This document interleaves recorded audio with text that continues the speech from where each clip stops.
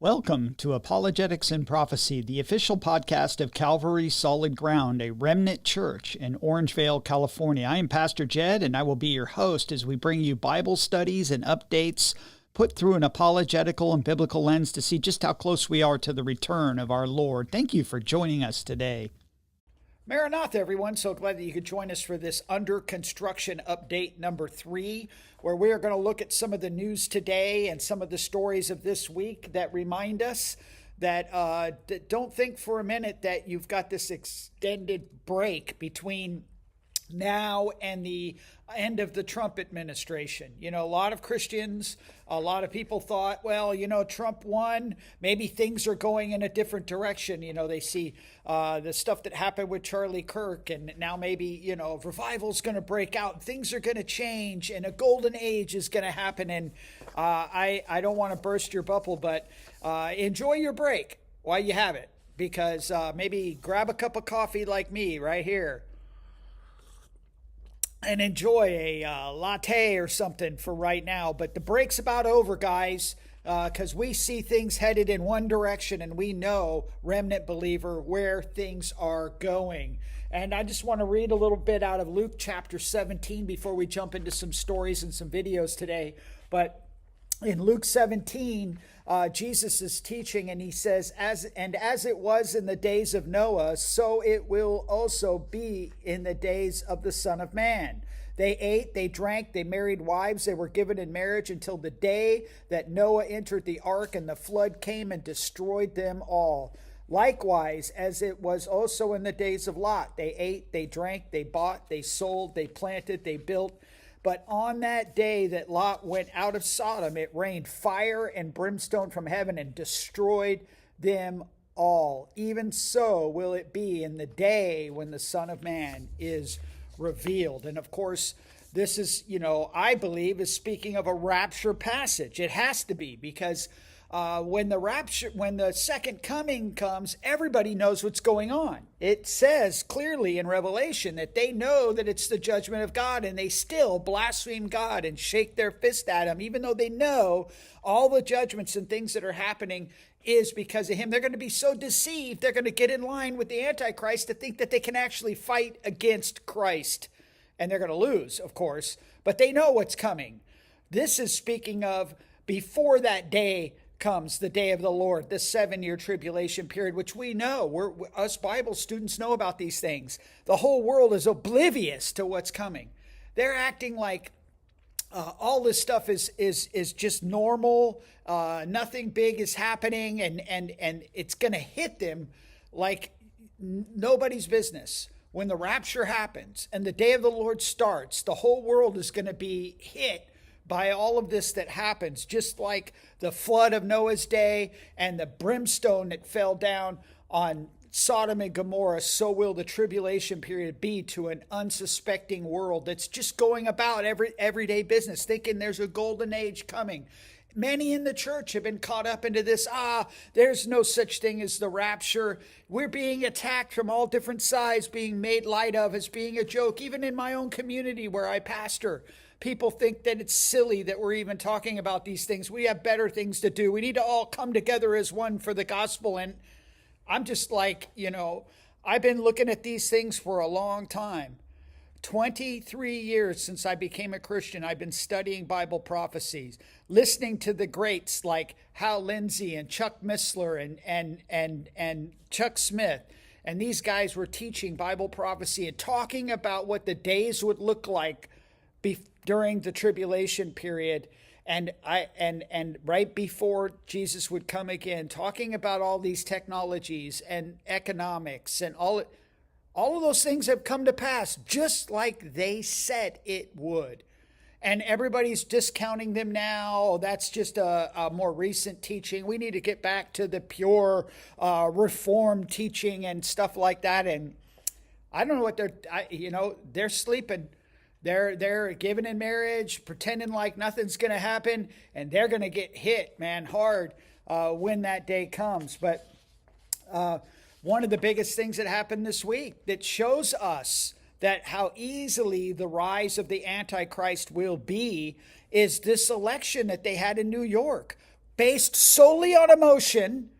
We had an election here in California for Prop 50 that was the let's stick it to Trump bill.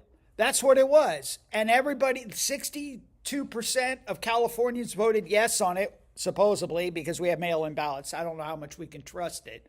But the point is, it was emotion that drove this bill, not the facts, not the truth, not logics, not representational government, but emotion. And we know that's what's going to drive the Antichrist into power. And nothing could be more evident than what happened and how the globalists are using Islam to get control of all the pieces of government. And this guy is just a puppet for the globalists. And I think Islam doesn't even know that they are. But this story here, this is from All Israel News, written by Joel Rosenberg, and it says, just a day after Zoran Mamdani won the New York mayoral election, an ex-post appealed stating the following: Muslims claim New York for Islam. We're done hiding. We're done. This is the correct religion. This is the religion that all of humanity needs to be part of, Islam. We will not stop until we enter every home. I want to hear it in every single district. It should tremble. Brooklyn should hear it. The Bronx should hear it. Queens should hear it. Say it as if the Ummah depends on this, my brothers and sisters. There is no God worthy of worship except Allah and final prophet. So, they think of it as a conquer. We think of it as, oh, look how liberal we are. Look how accepting and inclusive we are. Oh, he's going to be for... Sorry, folks, you've been duped. And there you have it. The real goal of Muslim politicians is not to desire to lower prices and make the city more affordable, not to lessen the economic gap between residents, and it's not to offer all the free bus rides and other enticing goodies and perennial aspirations of all socialists. In fact, it's highly probable that under Mamdani administration, roads will not be improved, prices will not go down, nor will any significant advances be made to enhance the lives of New Yorkers. More likely will be a concerted effort to change the culture, awareness, and face of the city, which has been known for its multicultural diversity and many religious persuasions, into a one-dimensional expression to be given dominance and top billing. And of course, we see this in the UK. London has got a Muslim mayor. It's London is Ladonistan, I guess is what they call it now. London stand, and it's pretty bad. And of course, this meme just came out. This meme that says New York City 2001, never forget, 2025, we forgot. And that's the truth, because it's not, people need to understand that Islam is the problem. Islam is the problem. Now, watch this video of these people in New York that are rejoicing over an Islamic caliphate being started in New York. Sharia law starts now. Absolutely. Zohran Mamdani, Islamic Caliphate, our brother in Islam, Islamic Caliphate of New York starts today, baby. God, there is just something so electric, so satisfying about knowing that my MAGA parents, wherever they are probably having a horrible night tonight. Oh, I literally just got goosebumps thinking about it. Like, they are in such a bad mood, probably, about the fact that Zoran just won and Prop 50 is gonna pass. Like, wow. God, I'm sorry. It just makes me feel good that my MAGA parents are probably upset right now. When the day starts with Dick Cheney being dead, it ends with Mamdani winning. Oh, yes. Oh. I'm so happy. Oh my God, I'm so happy. Did you see that? Those people are crazy. They don't even realize what they're saying. And of course, you see where all the funding came from. Here's this picture. Look at Alex Soros and Mamdani together as good friends, and that tells us everything. And then what about other states? This is happening all over the place. Look at this other meme, this other picture. These are the candidates here, the meet and greet from at a coffee Islamic coffee place. And these are all the candidates running for different offices in Georgia. And you can see there's a bunch of them there. And so it's just crazy. And then what do we have? We have this rise of the woke right. And of course, Tucker Carlson has been a big problem. He brought this guy named Nick Fuentes on that I really don't know anything about, but I guess he's a big Nazi sympathizer, and and he doesn't even get challenged by any of this. He's brought on specifically to talk about anti-Israel things with Tucker, who's really trying to drive the party. And of course, the whole thing with him being with TP USA Faith drew a rare criticism from Jack Hibbs. Jack Hibbs was, Charlie's friend and a silent and sometimes vocal supporter of TP USA. Even shows up to some of the faith events that platform people like Eric Metaxas, who's been an anti-dispensationalist already, and others that are not on our side. And many people from the NAR persuasion is one of the reasons why, I don't agree with any of that. But Jack Hibbs is a good guy.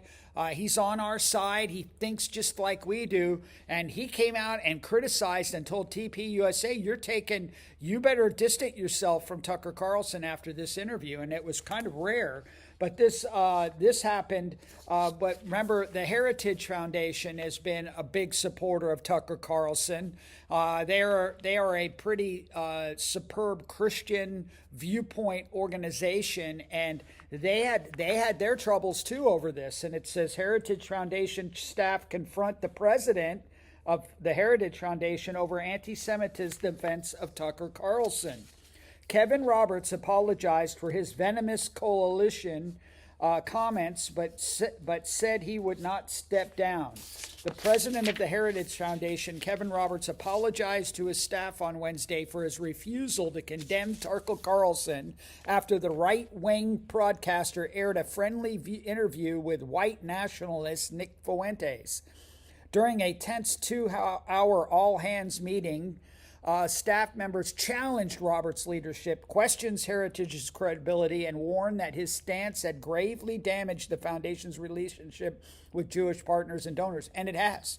All of these organizations that were friends with Israel for so long are now, by the propaganda push from Qatar and all these other countries, has forced the Conservative Party to be split. And it's a sad thing. They can't see through it. And it's Islam that's doing it. They're the ones funding it. All of this should not surprise us because it's part of the globalist plan to take control of. They'll use anybody and everything. Remember, the Antichrist and the false prophet will use all of the world religions, all of the daughters of the harlot of Babylon that created all the world religions to come together to judge her in order for the Antichrist to be worshipped as God, and will demand the world to do it. And they'll go along with it. And it's pretty amazing. We see all these things coming up. And then, of course, the woke Reich, the woke Reich. That's pretty funny. That's good.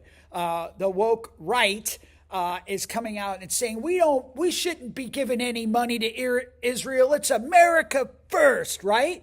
That is the defense. Tucker Carlson, Candace Owens, Steve Bannon, all of these people have come out and said, no, we need to stop giving money to Israel. Do you know that Israel gives us money?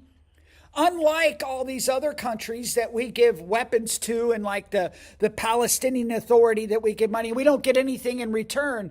Israel pays us for the weapons we give her. Do you know that? Oh, look at this. This is a Federal Newswire. You can see this meme right here. According to an analyst from Federal Newswire by Israeli defense experts, the partnership with the United States delivers an estimated $48 billion in annual benefits to the United States, nearly 15 times the value of the roughly $3.3 billion that all the woke right are complaining about of security assistance has been appropriated for Israel each year. The analysis was based on recent reports by U.S. and Israeli defense agencies.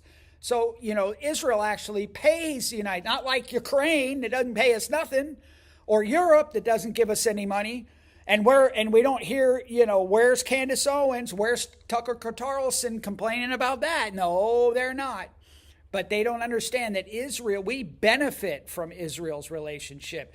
We benefit greatly from their relationship monetarily and spiritually, believe it or not. And so you can see where all of this is going and where it's headed. Now, it's very unfortunate that most of Christianity that I talk to, when I ask them to defend dispensationalism, they can't.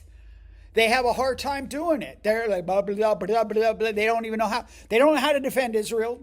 These guys, they claim to be Bible-believing Christians, and yet it's pretty sad when somebody like Ted Cruz has better theology than most Christians today. Watch this video.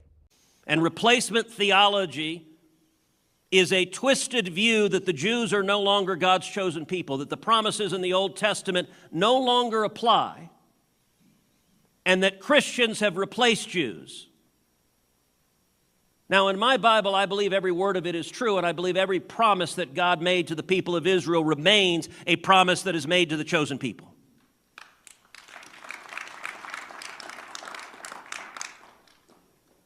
And the last I checked, Jesus was a Jew.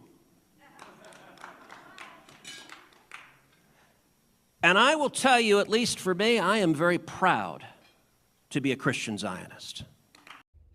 And as you can see, Cruz gets it right. He gets it right.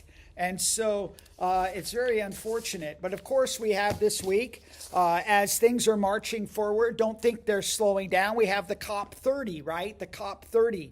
This is the climate change summit that's now open. It's going on right now as we speak with calls to action.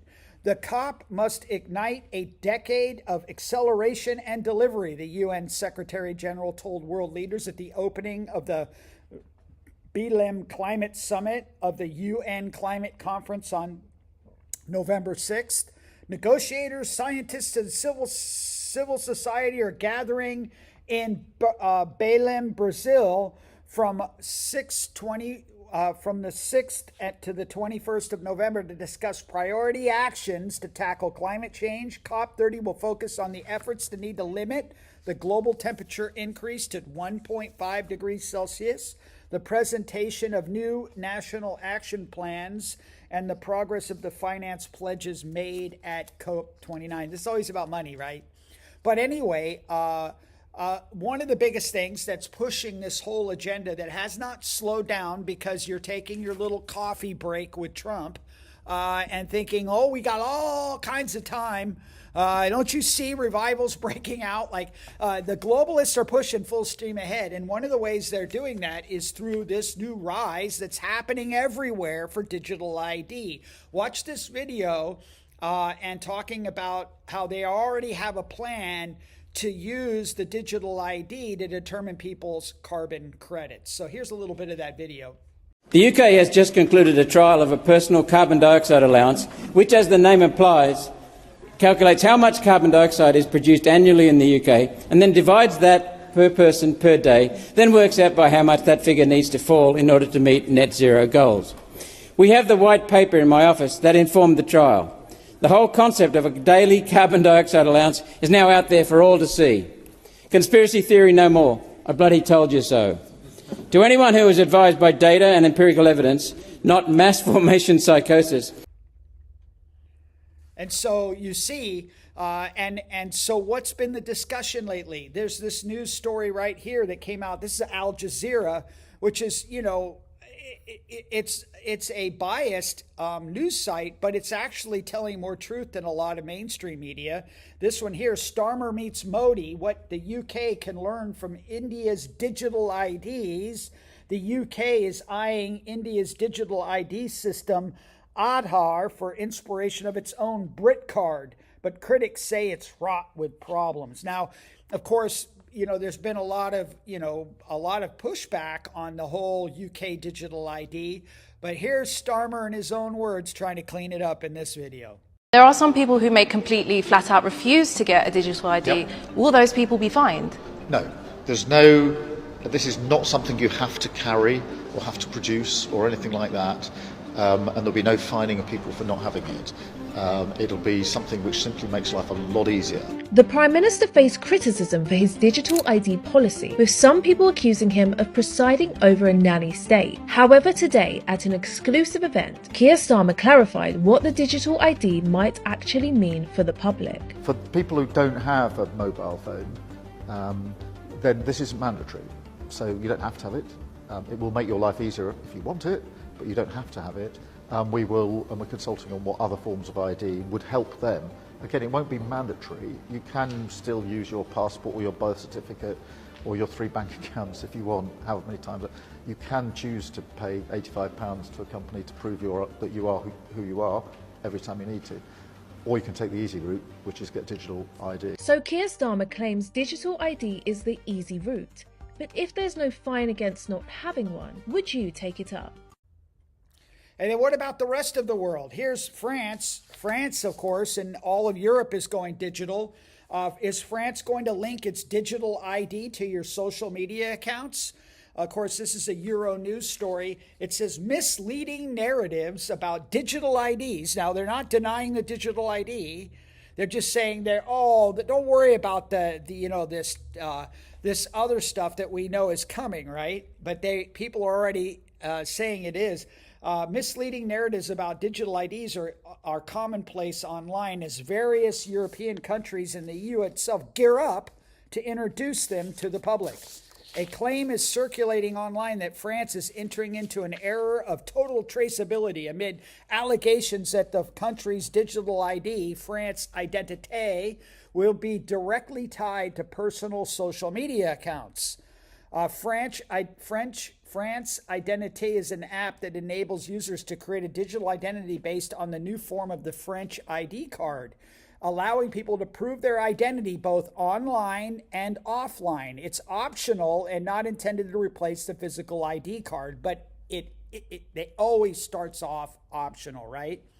Various other European countries also have digital ID systems such as Denmark, Estonia, and Spain. So all of these countries have picked it up, whereas others in Germany and the Netherlands are planning to bring them to participate in the EU's digital identity wallet scheme. And of course, they're going to. The reason being is because social media platforms were told by the EU government that people have to prove who they are and their age in order to use those platforms. So if you have a digital ID, duh. So it's not misleading at all because they have to use it. Now it's optional. You don't have to use it, but then you don't have to use social media, right? Because they're forcing the social media companies to do that. So it's already happening. So don't think for a minute. What about travel? Travel.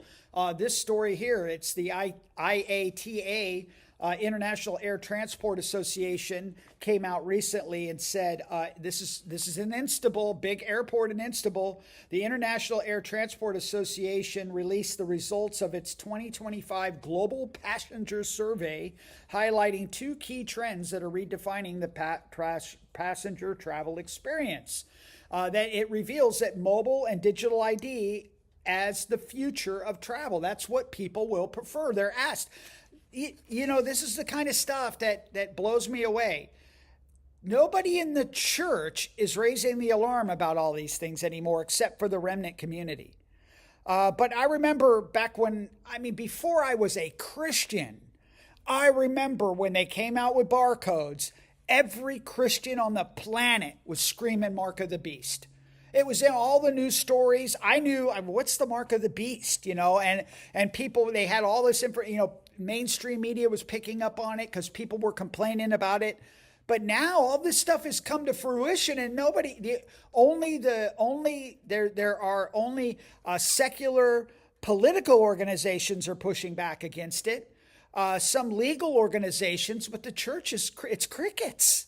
And many of them are falling in line and saying how great this stuff is. Look, they did a survey and found out that, hey, mobile reliance rising. More travelers are managing every stage of their journey using smartphones. See how convenient it is? God gave us the smartphone so we can travel easier. That's what the kind of stuff they're coming up with in their mind, right? biometric adoption accelerating. The use of biometrics and digital identity is expanding to enable more seamless airport processing, and travelers like it. Travelers like it. You go, hey, anywhere you try, I just fly to Vegas. I got to get my picture taken going there and my picture taken going back. They say it's only voluntary, but you got cameras on you. The TSA's using facial rec. That's already been put into all the bills they passed recently, including the Genius Act, that they could just use facial rec on anybody. It's for your safety. They know who you are when you're going through the thing. And now watch this video on Gates. He just came out with a video recently. I thought he was, and what's he pushing? He's pushing digital ID and currency. So watch a little bit of this. Well, we believe having the ability to save and transact is something that should be universal, and a lot of forms have adopted that goal. We won't be able to do that with traditional systems. That is, the cost of bank branches and paperwork is just too high. But fortunately, starting with countries like Kenya, and more recently with a robust system in places like India, we see that you can have digital financial inclusion. India is a great example. They did a lot of their own technology, which won't be possible for other countries. And so the role of the Gates Foundation as an advocate for those who don't have access today is to make sure there's technology and standards, including open source work that we're providing through the financial switch, which is called Mojaloop, and through the digital identity system, which is extremely valuable, not just for financial activities, but for health and voting and education, and that's called MOSIP. And of course, locally, people say, oh, that'll never happen in the United States. Do you know it's already happening? It's already happening. Now look at, you go to the TSA website. The ones who are in charge of the travel in the United States for Americans, it says participating states and eligible digital IDs you can use to get on a plane. You don't even need a real ID anymore, just your digital ID. Your ID now on your phone. See, it's already happening. Traveling just got easier. See how convenient it is? Oh, but just think of all the missionaries, how they can get out to the field quicker now without having to wait in line with those pesky old passports. You see? That's where, the church they're not even saying anything about it anymore. It says with mobile driver license and ID pass stored on your phone's digital wallet or a third-party app, you can breeze through more than 250 TSA checkpoints faster and more securely than ever before, And what about here in California? California's, slipped right in without anybody noticing, and people do it all the time. I saw somebody ordering a beer at a movie theater, and this was a couple years ago, using his digital ID on his phone to prove his age. It's happening already. Look, the Digital ID Project. Place your, digital ID framework. The California Department of Technology is responsible for implementing the Digital ID framework, a way to prove who you are in the online world. To facilitate online identification and eligibility verification, CDT is developing tools to make it easier, convenience, for the people of California to access government services. Those SNAP payments that you got cut off from? Well, California is here to help.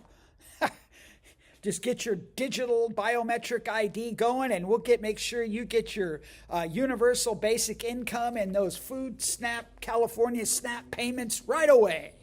We also develop policy and guidance that helps other states, departments, and enhance their own digital service offerings. California's Digital ID Project strives to provide every eligible person with easy, secure, privacy-preserving access to all of California's digital government services. How come I don't believe a minute of it?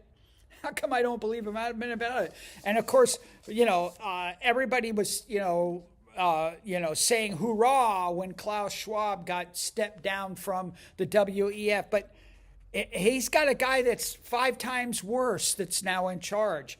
BlackRock's Larry Fink appointed as WEF interim co-chair. BlackRock CEO Larry Fink and Roche Vice Chairman Andre Hoffman have been appointed interim co-chairs of the World Economic Forum as the institution enters a critical period of transitions. The appointments follow an independent investigation that found no evidence of misconduct by WEF founder Klaus Schwab, but underscored the need to strengthen governance and formalize the organization's operating model. Schwab, who established the forum in 1971, remains closely associated with its mission, but is stepping back from active leadership. Well, what is Larry Fink talking about? Watch this video. I would say the biggest question from central banks is what is the role of tokenization and digitization? How quickly should they think about digitizing their own currency? What does that mean for the role of the dollar? If every currency digitizes and we have, what does that mean for bank payments? What does that mean for the payment companies like MasterCard and Visa? All these are being questioned right now. I think we spend so much time talking about AI.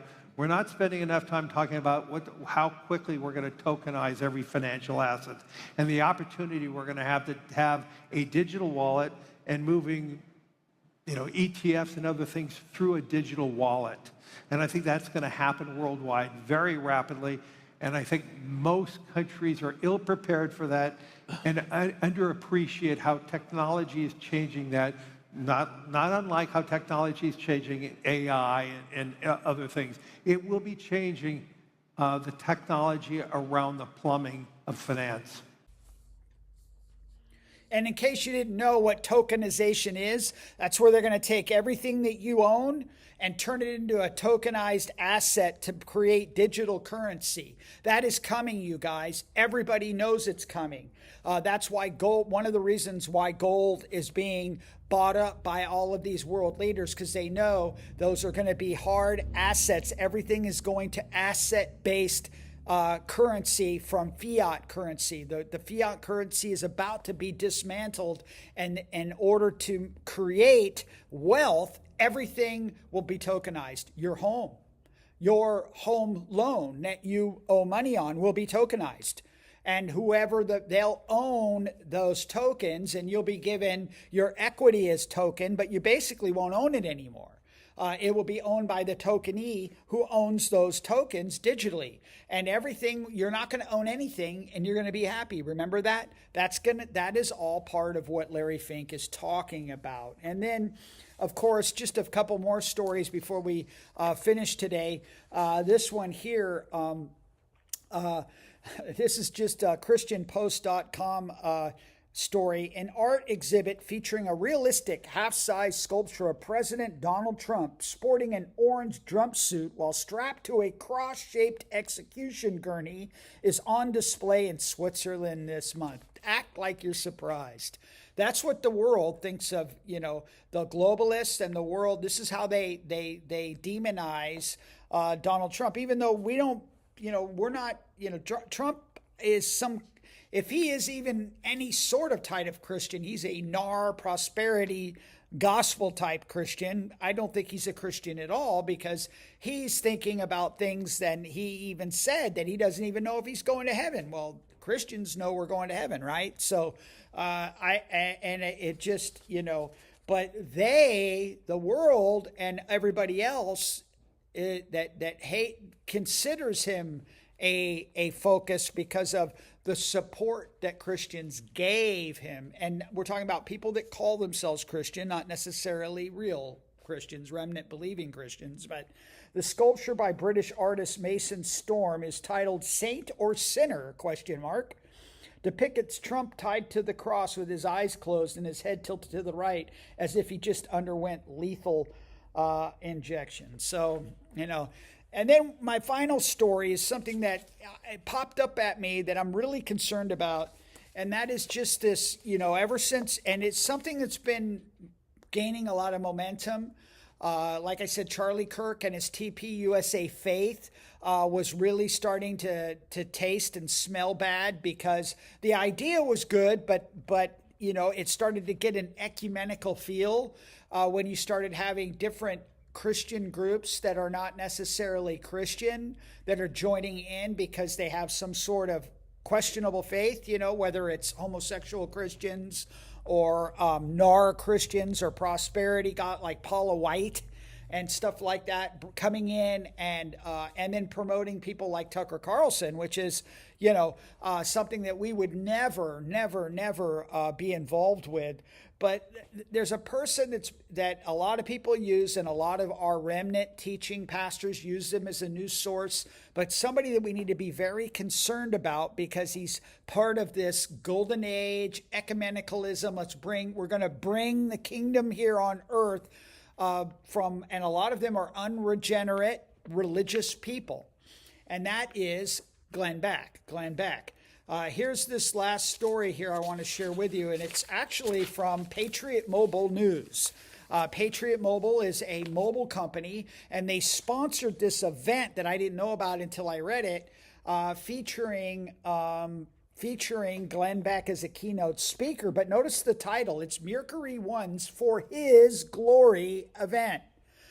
Patriot Mobile proudly sponsors Mercury One's For His Glory fundraiser, celebrating a year of phenomenal achievement in providing humanitarian aid, good works, and preserving America's heritage. Like we like that, but we're not doing it because we're trying to earn favor from God, and empowering people everywhere to stand for truth. Hosted by Mercury One founder Glenn Beck, the event was a moving testament to what can happen when people of faith step forward in obedience to God's call. Beck struck a powerful chord with the audience, urging them to recognize the pivotal moment our nation is in. Now, a lot of this stuff, we agree with a lot of these things these people say, but Glenn Beck is talking like he is a Christian, and he is not a Christian. He is a Mormon, and he represents a ecumenical, let's all urge to merge for the good of our country movement. That is something that the remnant church needs to be aware of and reject, because it is not the right thing to do. We are to gather together under the gospel message, and we need to present the gospel message and tell people that, and point out false teaching and cults. That's what we're called to do. It says, you are living in incredible times. History will record what we did these days, whether we stood or stayed silent, said Beck. Whether we win or whether we lose, whether we hold freedom or not, it will be recorded. Drawing from his friendship with Charlie Kirk. Now listen to this. Beck emphasized the urgency of courage and conviction in today's culture. Now notice this. He said, Charlie's death, I hope, woke you. Woke you. Didn't we hear that language back in 2020? Something about a big movement about somebody that was killed online that went viral, and everybody was saying, I hope you're woke now. And now we have that coming from the right. I hope it woke you. Interesting, coming from somebody like Glenn Beck. It says, Charlie was one of the greatest men I've known, and I didn't realize it until after he died. Every time I met Charlie, every time I'd see him, I knew something new. He was stronger, he was better, he was one of the only men I knew who actually lived the life that we were supposed to live with the Lord. Well, yeah. He believed in the Lord as his Savior, like you should, and he would reject wholeheartedly Mormonism, which you have not. He served the Lord more distinctly and more obediently every day. Ask yourself, why was I born? The Lord does not make mistakes. You were born at this time, he urged the audience. Reflecting on Mercury One's humanitarian work around the world, works salvation. That's what Mormonism is. You were born, he said.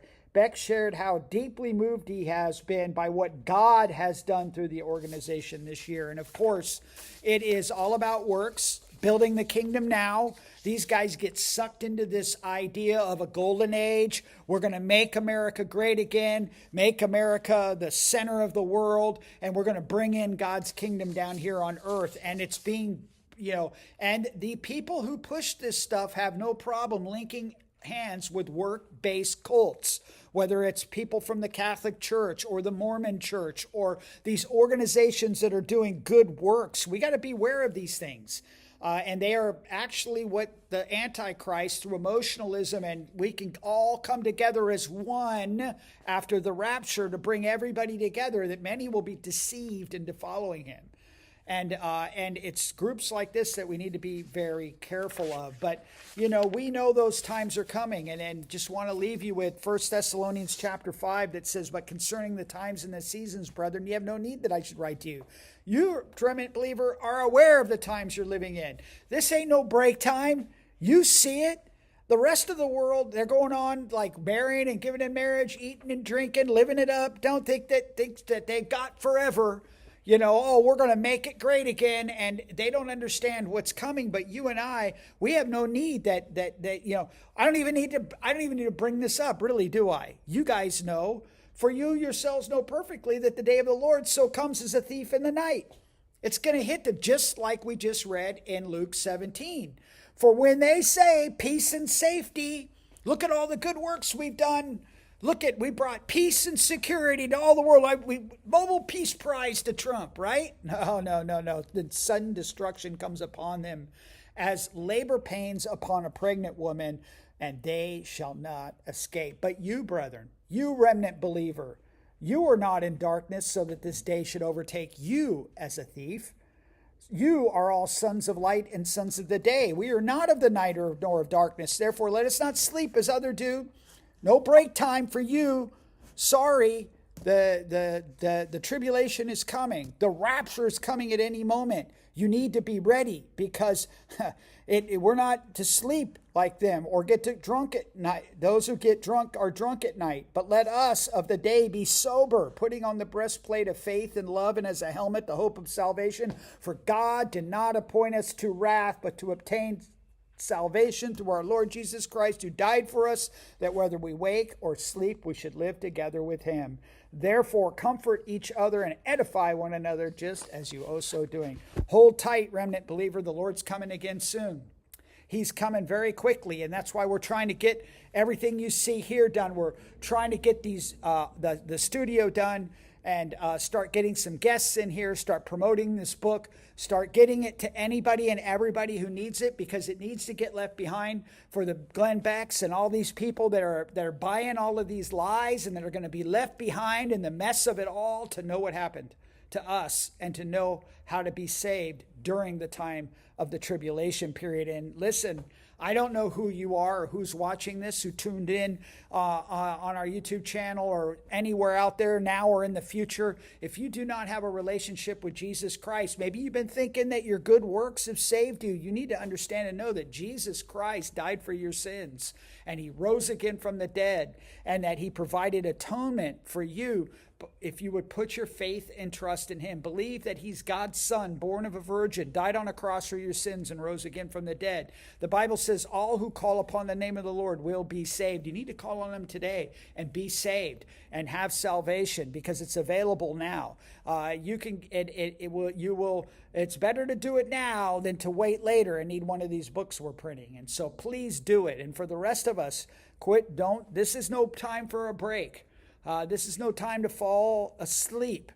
There's some really horrible things happening in the world, and they're not going to let a Trump presidency stop the things that they have been planning. And we know that the only person that can stop them is God and God's plan. So we just need to be prepared. God told us to live every day as if he was going to come again. So live with expectation, encourage one another, and be blessed. And thank you for watching this, and we'll see you next time. And of course, Maranatha. If you have been blessed by this podcast, please subscribe and share to help get the word out in these last days. If you'd like more information or to contact us, please go to calvarysolidground.com. God bless you, and see you next time on Apologetics and Prophecy.